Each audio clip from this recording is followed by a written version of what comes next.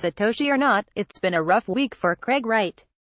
The man who rose to notoriety in 2016 by boldly claiming he was Bitcoin's creator is under fire from not just some of the industry's most respected names, but the very people that have most embraced his shaky affirmation. Indeed, despite not offering any evidence to date to prove his claim, the Australian cryptographer and nChain founder had found a home among supporters of Bitcoin Cash.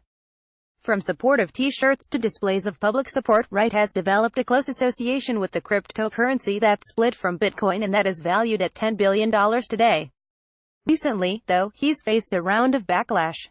It all started earlier this week when Ethereum creator Vitalik Buterin took the microphone at AQ.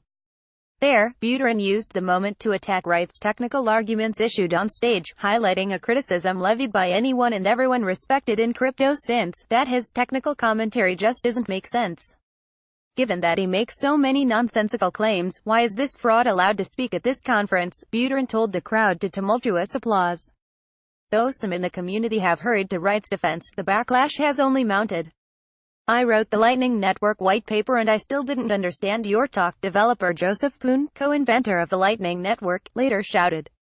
Miles away, Litecoin creator Charlie Lee couldn't help but join in. Craig S. Wright's talks and papers are filled with illogical techno-babble and his Satoshi proof is fraudulent. "He's a fraud. Why give this guy a platform?" he said. And with that, it seems, Buterin has started something of a movement. Generally sympathetic to Bitcoin Cash's approach to scaling, Cornell computer scientist Amin Gunsur perhaps summarized the general sentiment the best. He said in a tweet, "Right now, I have Bitcoin, Bitcoin Cash, Ethereum and Zcash devs in my mentions, all roundly ridiculing Craig Wright's techno-babble. Cryptocurrencies have never been as united, long-standing feud." The particular criticisms would go on to reignite a long-standing battle between Wright and Peter Rizin, a well-known Bitcoin Cash and aggressive Bitcoin scaling advocate who has faced no shortage of criticism in the past for his views. The technical feud started last summer when Rizin critiqued one of Wright's white papers wherein he argued, with math, that an attack in Bitcoin called selfish mining is not actually viable. Rizin essentially replied, in detail, that his paper doesn't make sense. More recently, on March 25, Rizin, much like Vitalik, cornered Wright after a lecture, to argue his technical ideas related to unconfirmed transactions were not feasible. Rizin implied Wright's ideas would lead to mining attacks.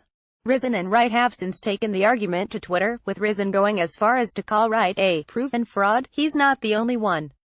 Sir expanded upon Rizin's critiques, arguing Wright has repeatedly failed to grasp selfish mining. This is a notable claim since Sir was one of the first to independently find the attack. Sir went as far as to argue, he is done. No one takes him seriously as a technical person, before adding Wright hasn't yet delivered on last year's promise to release another Bitcoin code.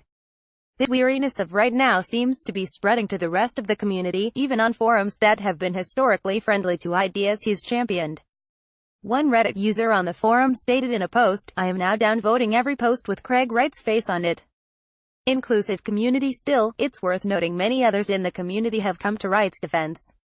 A popular argument is that whether or not he is Satoshi, his high-profile and allegedly well-capitalized startup have done a lot for certain cryptocurrencies like Bitcoin Cash.